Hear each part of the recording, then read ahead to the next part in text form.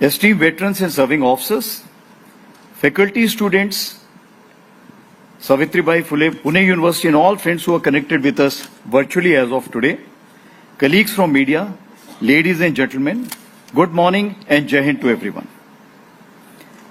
It's indeed a privilege to speak at this esteemed institution which honors and upholds the values of Savitribai Phule ji, who devoted her life to promoting women's rights and empowerment. Her noble pursuits truly embodied the ideals of present-day Nari Shakti initiatives. It's also an honor to deliver the annual memorial lecture to tribute General B.C. Joshi, who was an epitome of professional soldiering and military leadership. I remember it was in 1992 when he was the Western Army commander and it visited IMA. I was the instructor there. Some inspiration I have drawn from him from that point of view, because in spite of being a Western Army commander, he was fully prepared to take over the army, and his focus on, or if I can say that views on all the issues were very focused. And that inspired me to announce decade of transformation for the Indian Army within 7 days of my taking over. Once he was asked whether he has any role models, and he says, I would rather make my own model. It's better to play the game from within oneself. Now, if you see it, second to the Gandhian approach of my life is my message. And that is how we are now trying to propagate in the Indian Army, that your life should itself become a message for everyone and for your followers.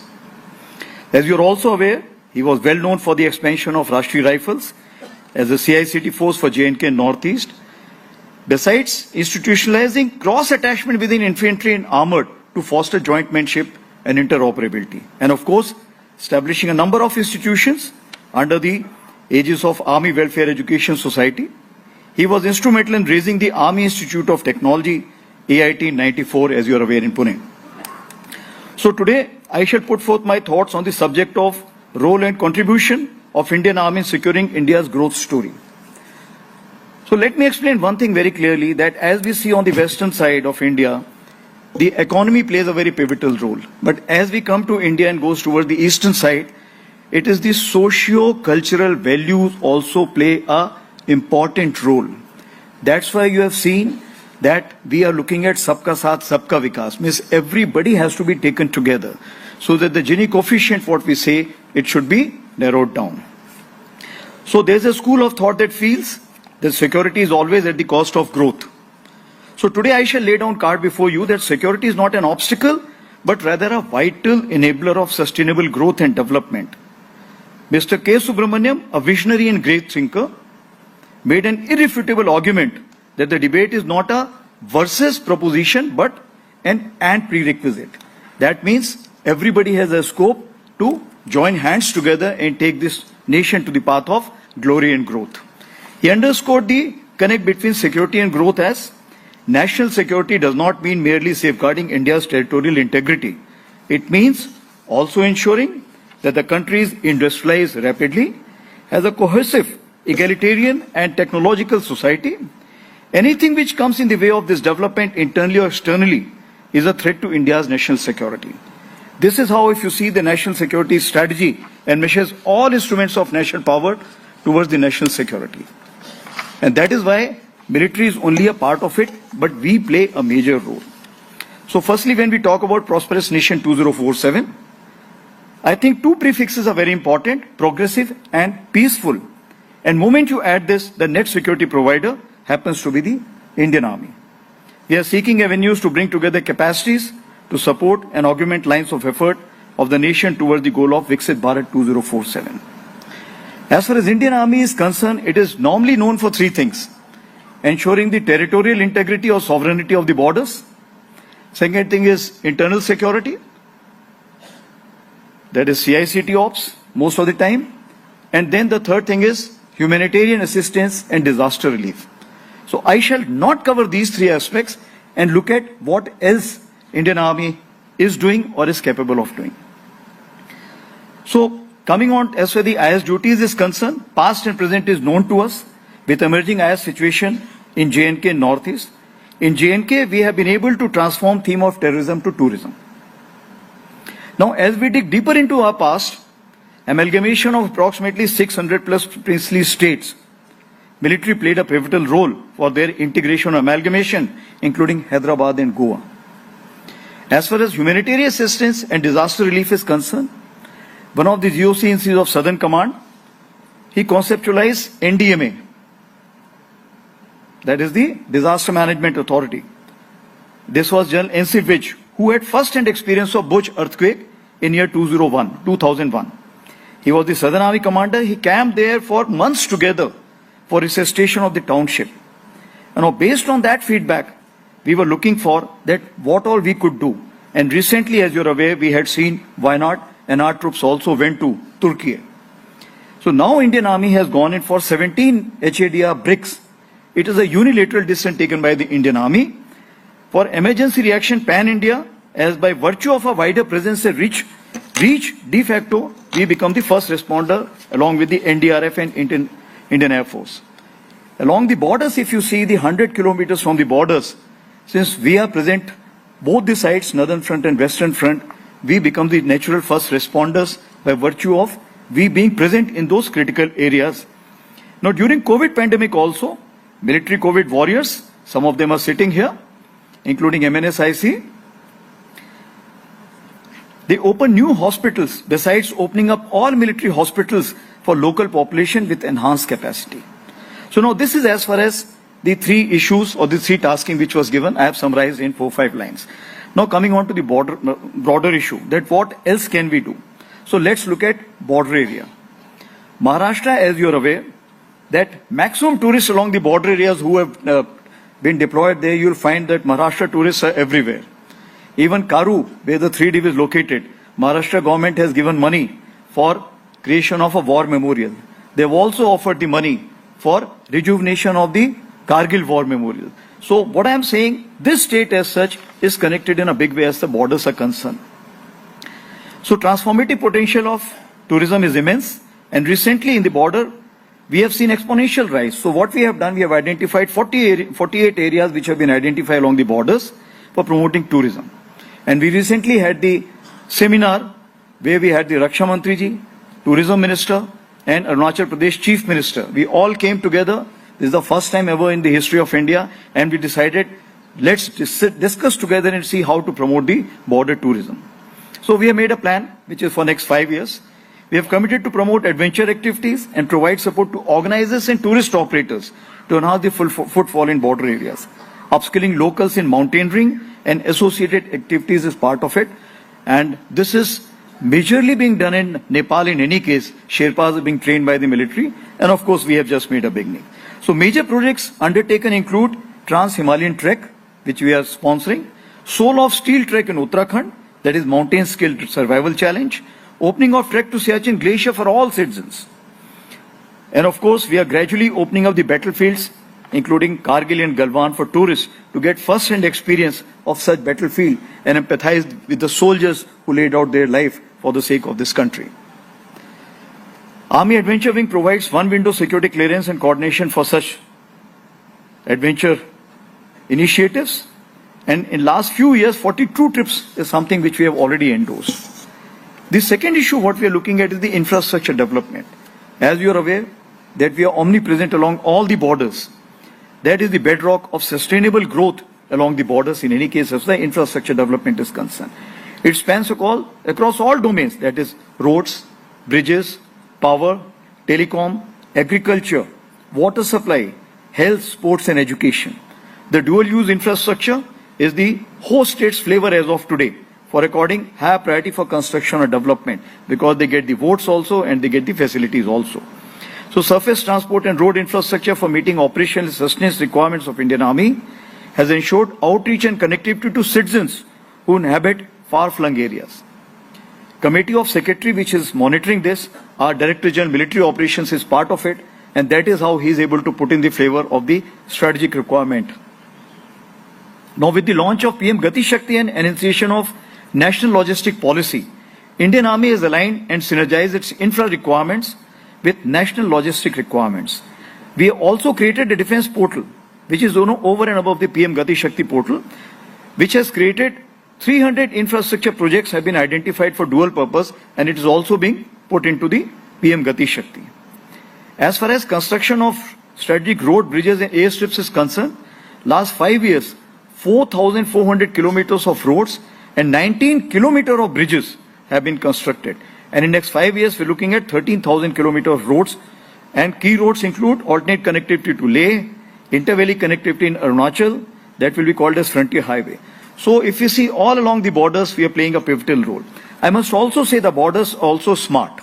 When you say smart, it means the 4G connectivity. Indian Army has used its presence to facilitate communication to remote habitations by permitting civil telecom services, and these civil telecom service providers have been allowed to use the army towers so that they can provide the civil communication, because it's only launching of that, mounting of that machine or the equipment which is required. 4G connectivity to 355 army posts have been given, and as a result, all those who are surrounding that area, those remote villages have also gained. As far as the power supply is concerned, we have been able to pull up this power supply with the help of the power minister to all the forward areas through the military assistance, and alternate power supply in Himalayas in form of green hydrogen plant and solar powered plants are also implemented. Solar power plants have been presented by our last president, and the present president is presenting us with the sewage treatment plant in Glacier. Now coming on to this economic development and employment generation, if you only talk about borders, as far as the economic development as a whole for the nation is concerned, I'll talk about it later. Indian Army supported it for long with Ops Sadbhavna, which now has been permitted for northern borders too. From last year, for northern borders also we can pitch in this money, and with the outlay of 150 crores. Now this is not enough, it's too lesser money. So here I'll quote our Prime Minister on 1st of April 2023, when we talk about the Vibrant Village Program for identified 600 villages. He spoke to all the commander-in-chiefs and he said, what I'm looking from the army is basically to provide the soul to these villages. He says, money I can provide, the civil administration can take call for everything, but the soul has to be provided by the army. Now what does it mean? It means cultural revival. The trust among the local population that the whole of India is supporting them. They are not the last village, but they are the first village. The reverse migration which must take place, the tourism must come up, and they should feel important wherever they are staying. And I assure you that we have gone in a big way in ensuring that. Now I must also cover socio-cultural and historical, because socio-cultural integration, military plays an important role. I'll just give you example. This I have drawn from the analogy given by Mr. Sudhanshu Trivedi. When the body bags go in a western or developed country, what happens? There's a hue and cry. But what happened in Kargil? They always got a place of respect, and you found the whole village, township, the city, everybody congregated together to acknowledge that bravery, the saga of bravery. That is the difference, because our socio-cultural values are very strong, and Indian Army plays a very important role in that. And I think this is aptly also given out if you see the journeys of the movie, that is Hakikat, Dharmendra, Balraj Sahni, Priya Rajvansh of 62 war, to Uri, Vicky Kaushal, Yami Gautam, with of course How's the Josh you have already answered, and in between you had Border, Sandeshe Aate Hain, and you also had something called as Ye Dil Mange More in the LOC. So if you see, all these dialogues generally tell you that India, the Indian Army plays a pivotal role as a melting pot. We are an apolitical and irreligious army, drawing its human capital from all districts of the nation. Despite that, Hindi serves as a binding language. You find a Tambi also speaking that Hindi, and the Northeastern also is speaking Hindi, and Punjabi also speaking Hindi. Of course, the flavor may be different, but it is overall called as Hindi only. Siachen Baba, all those who have been to the base, this is one of the examples where all religion gods are under one roof. And when you go there, you pay obeisance to all the religious gods. Being a casteless army enhances the camaraderie and diminishes the fault lines. One payoff this was recently seen in Manipur, where the veterans from the warring communities took on the mantle to allay the fears and restore trust among the two ethnic factions. Today, both community members, that is Kukis and Maitis in Indian Army as well as Assam Rifles, are operating in complete harmony in the same unit. We are also training the police personnel in these areas to instill these values, that their duty is more important vis-a-vis their identity. Other socio-economic initiatives include promotion of education projects, traditional sports, and identification of hidden talent in remote villages, including sports and provision of medical facilities in remote areas. If you see Manipur polo, if you see ice hockey in Ladakh, all these places you'll find that such places we are playing a pivotal role in encouraging the local sports.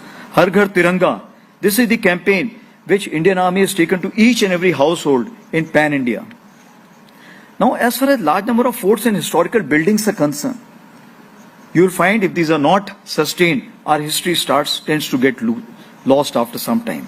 Fort Williams, Red Fort in past, Alwar Palace, Zorawar Fort in Leh, all are being sustained by the military. Most historical buildings are declared as heritage by ASI, Archaeological Survey of India, are held by Indian Army. The only thing is you can't make any modification, so you have to live in that, but that itself is a proud moment for all of us. Now together we are also working towards connecting to the roots. In border areas, so many museums are coming up. In Gurez sector of Jammu and Kashmir, which is connected to Gilgit-Baltistan on the other side, we have created a museum for Sheena culture. That is pre-present religion, whatever is there. We are going back to those kind of a tribal roots which we have, which transcends across border to Gilgit and Baltistan. We are reviving their musics, their songs, everything we are trying to revive. Similarly, the Calming Cultural and Heritage Museum in Arunachal Pradesh, recently been inaugurated by our Chief Minister there, has been developed with the voluntary donation of ancestral land and 343 artifacts of the local community in conjunction with military.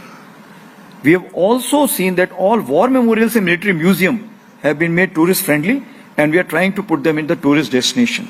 And we are also creating the facilities which are tourist friendly. Rezangla, Kargil, and so on, so Valong, all these places have become a must-touch kind of a destination for all the tourists pan-India. As far as the societal values human bonding is concerned, I must talk about Agniveer. As far as Agniveer is concerned, I keep saying, agar log hain, to society hai. People are there, then the society is there. If there is society, then there is a country. And if there is a country, then only you will have an army. Therefore, if there is a country, then only there is an army, means country comes paramount. So, India has to look at 80 lakh employment to be generated every year. Can we afford it? No.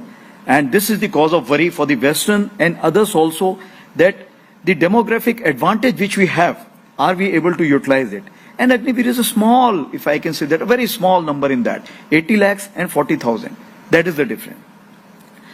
So these young individuals, shaped by discipline and knowledge, will form the backbone of community for the value system of Indian Army, that is honor, pride and steadfastness, and selfless service under the banner of Naam Namak Nishan. As far as the role of veterans is concerned, I must say that they have played a pivotal role earlier also, and they are continuing now also. I will leave aside the big-time industrialists, I will leave aside the political hierarchy, I will leave aside even the bureaucrats.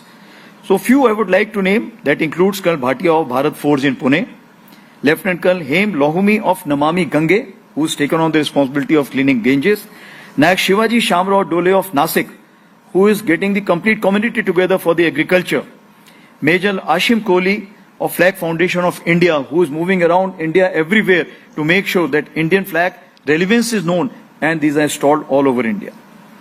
And of course, there are many more to give out such names. Now, recently during my visit to Nepal, I was also privileged to meet Havaldar Bishnu Shrestha.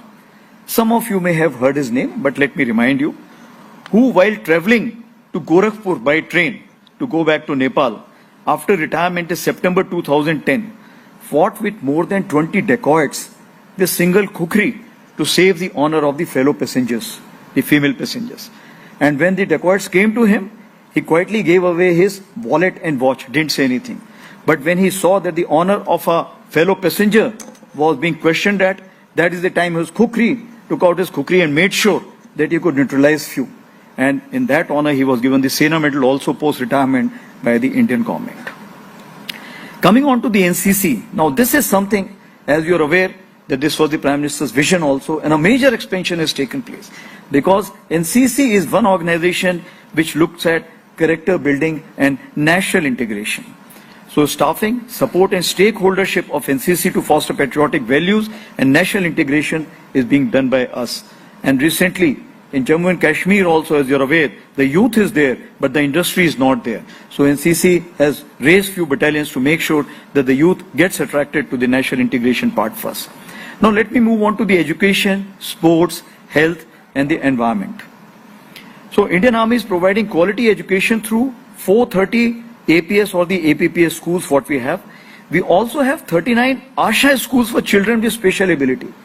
And when we carry out calculation, whatever number we have, it's only 40% there are military children. 60% children in that are from the civilian population. But the best part is, so many NGOs have come forward to help us because they know that Army can't afford it. So there is a NGO called as Religare. Other NGOs are also coming forward. Ministry of Social Justice has also now come forward to kind of pump in the money or help us out in running the establishment. Because this is basically for the society. It is not only for the military children with this special ability. Of course, 33 Sainik schools, and what you find today out of the two chiefs, out of the three chiefs, two chiefs are class fellows from a Sainik school only. We have 5 military schools and 12 colleges for higher education. The game changer has been the Army Goodwill School. Approximately 47 Goodwill Schools we have at various places, which are the harbinger of hope in the disturbed areas of Jammu and Kashmir. And what we do, we prepare them there. Thereafter, we send them to various academies. We also send them to various engineering colleges, medical colleges, nursing colleges for further study. So this is the time once they get this kind of a support, they come back to the society instead of running away from such disturbed areas and pay it back to the society which propelled them. Adopting and hand-holding of 148 government and government-aided schools. We have started a scheme called as Vidyanjali. So this is a new scheme started about 1.5 to 2 years back, that every school is adopting its sister school where they feel that they can do a lot by provisioning of resources, material, teaching, and also the friendship or the guidance, long-term relationship which is required to be established. Most formations are conducting coaching classes along with NGO and CSR collaboration. So you'll find the society as such is coming together. The only thing is we are helping them out, we are connecting the two. And Super 30 or 50, at all these places you will find we are playing a pivotal role, and the success rate is approximately 70 to 80%. And we are proud about, we are feeling very proud about it. As for the skill development programs, including vocational training centers, what we have, where young men and women are trained in multifarious skills to take up entrepreneurship. This we are working out with the Ministry of Skill also. Exposure to repair shops, the mundane job which also there become important. Bed and breakfast concept.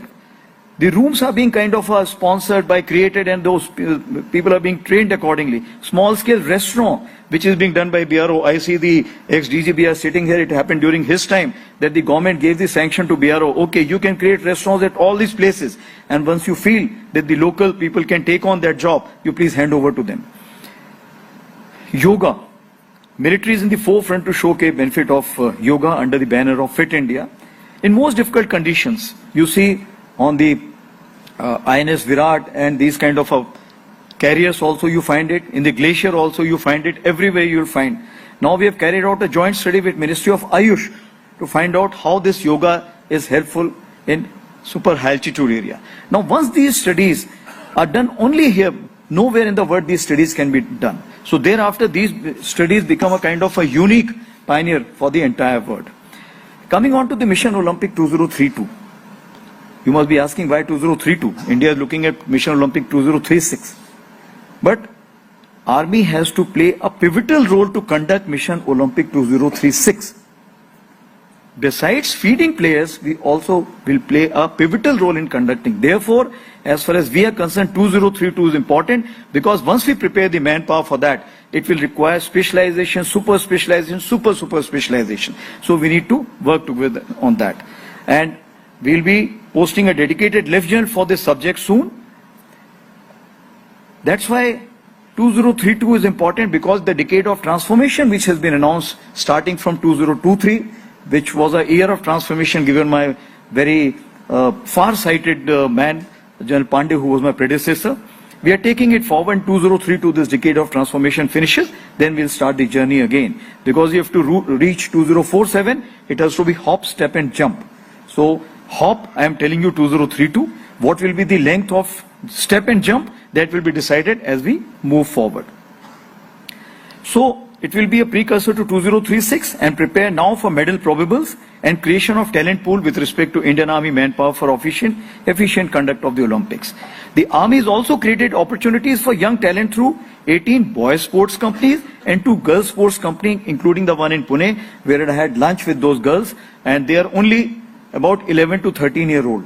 So if you see, when it comes to 3.2 and 3.6, they will be at the pinnacle of their physical efficiency and the perfection. Over the years, Army athletes have contributed significantly to India's success at the Olympics, winning medals and inspiring others. Notable achievements include Rajyavardhan Singh Rathore, as you are aware, in 2004 Athens Olympics, Honorary Captain Vijay Kumar in London Olympics, and of course Subedar Major Neeraj Chopra, historic gold in javelin at the 2020 Tokyo Olympics, followed by a silver in 2024. And mind you, he is still continuing, and he will, I am very sure, will perform with a similar kind of a gusto in 2028 also. Now, in addition to training elite athletes, the Indian Army promotes sports and unity nationwide by organizing events like Durand Cup. And now Durand Cup has become a mandatory cup for all these sports clubs who are required to participate in any kind of a national and international tournament. And of course, Kashmir and Jammu Premier League under the Khelo India initiative. Now, coming on to the environment conservation, Indian Army is deeply committed to ecological sustainability, contributing through water body rejuvenation projects. We were told to make only 75 as part of the 75th year of independence. But when I take the calculation, it goes to 250 plus. So if those the kind of water bodies which have been revived, I am sure it will help the society in a big way. And of course, green station initiatives, plantation drives, and the establishment of zero carbon stations. Now, clean glaciated areas is also in the pipeline, which we are working out. Our Eco Task Force have planted over 9.5 crore saplings over 2.28 acres of land and have given effect to 93,000 plus hectares of afforestation, while resuscitating 700 water bodies overall and 28 sarovars. In addition, Indian Army is contributing to the Amrit Sarovar initiative by resuscitating what I told you about 250 water bodies, and of course Clean Ganga mission, which we are playing a pivotal role again because the task force which has been allocated for that, and the new Gomti task force has also been sanctioned last month. Now I must say the world record which has been made by the 128 Infantry Battalion TA Eco Task Force along with various organizations including district administration, the Army, the Air Force, BSF, Panchayat, Forest Department and Municipal Council successfully planted an astonishing 5,19,000 saplings within single hour, within 1 hour at Jaisalmer. And this is part of the World Book of Records.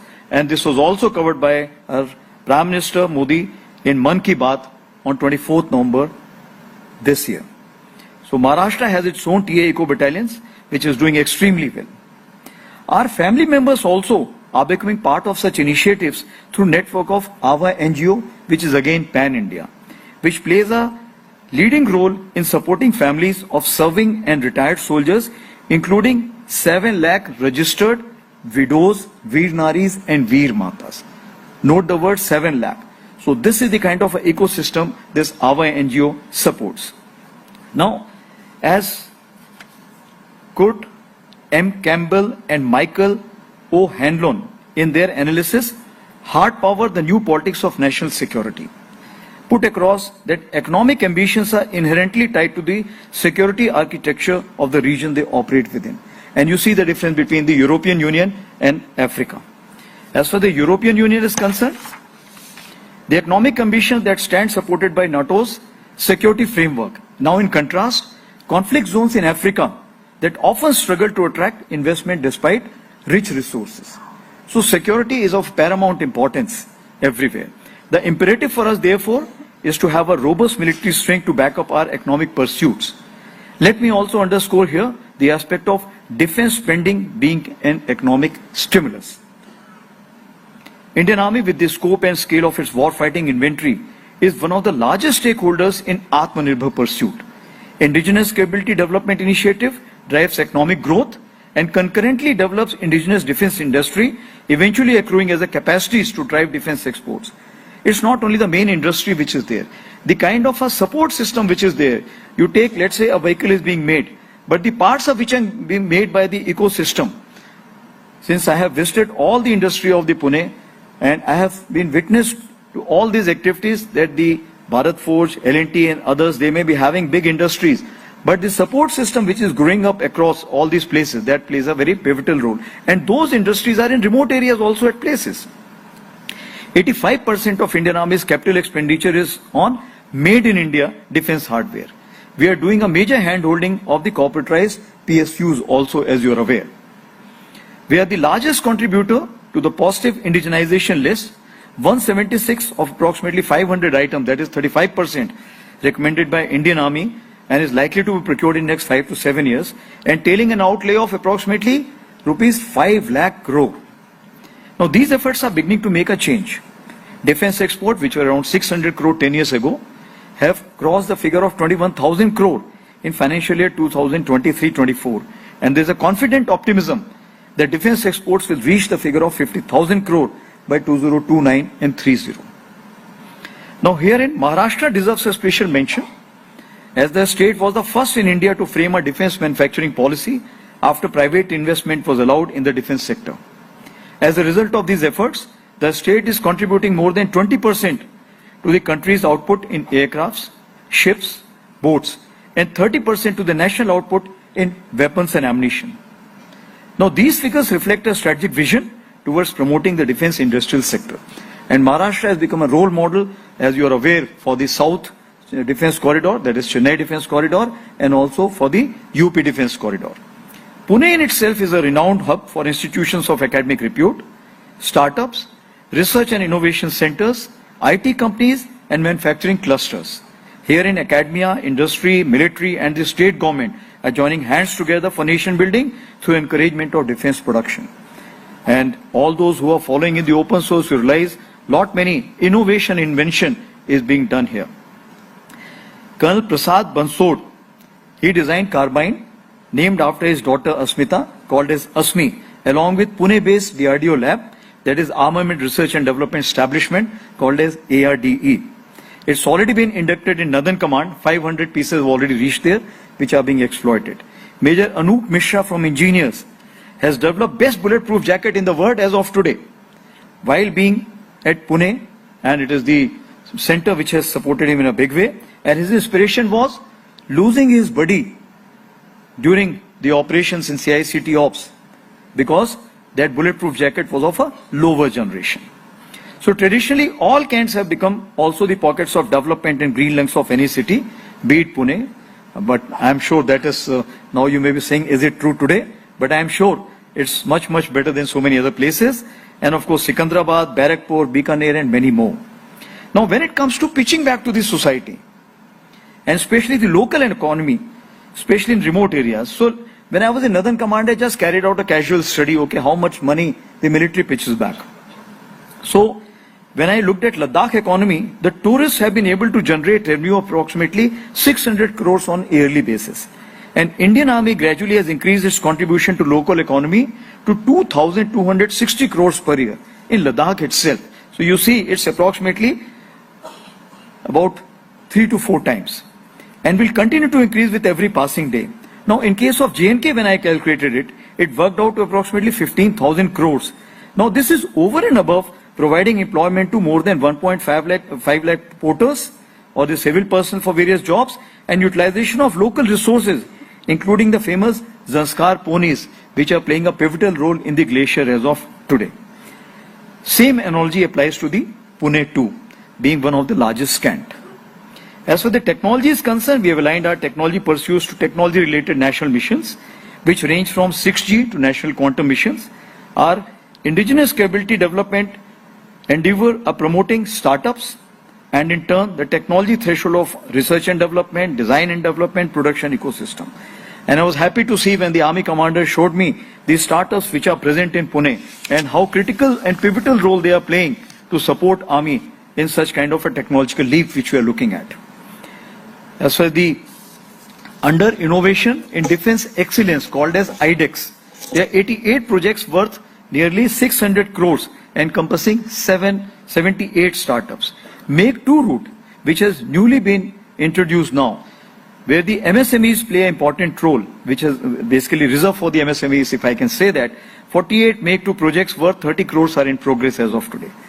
If you look at the research and development, today Indian Army is authorized to invest in any academic establishment for research and development, nearly 30 crores just for research and development, and procurement 300 crores straightway. So that is the kind of facilities we are having. And Raksha Mantri has also launched a scheme called as Aditi, which is again for approximately 30 crores, which can be done with the private parties also in case they compete and their kind of a innovative solution is accepted for further discussion or research and development. Now many technologies are dual use also. Let's say in the field of communication, Sambhav, which was developed in conjunction with IIT Chennai. Now this is a unique secure mobile which is not present anywhere in the world. We are the first one we have done it, and it is so useful that the other government agencies also, intelligence and security agencies, are also now using it along with the military. And of course in the field of cyber, missile systems, space and renewable energy, we are playing a collaborative role. The last issue which I wish to bring in front of you is the defense diplomacy. India as Vishwa Bandhu and Vishwa Mitra stand as an important construct of nations' foreign policy. Towards augmenting progression on the edifice of these two markers, hard power has its own role to play in increasing the elbow room for diplomacy. We are not expeditionary power, but the hard power should be visible to all. Towards that, the Indian Army as an instrument of military diplomacy stands to augment strategic partnership and alliances while sustaining strategic hedging, which is the unique identity of India.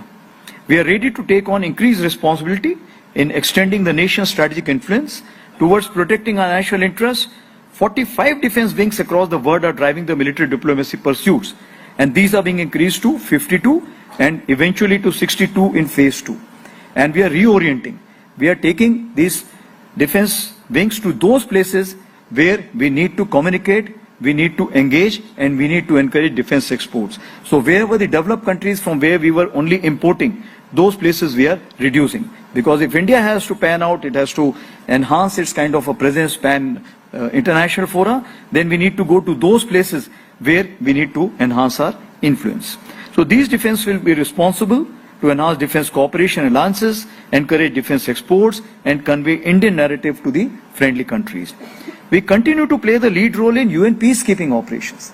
Our regional US Center for UN Peacekeeping has become basically a kind of a magnetic attraction for whole world. And in the month of February, we'll be having the first South-South female engagement teams coming here and getting together. We are presently participating in 9 out of 13 missions with more than 5,000 personnel deployed, which include 100 plus women peacekeepers. The reimbursement of equipment leased to UN into the Consolidated Fund of India over the last 5 years accounts to nearly 2,000 crore rupees. India has also earned a reputation of most trusted UN troops deployed ever. And same is the case with our staff. Wherever you go, everybody wants an Indian officer as a staff. Wherever you go, they want Indian troops to be deployed there for the safety and security.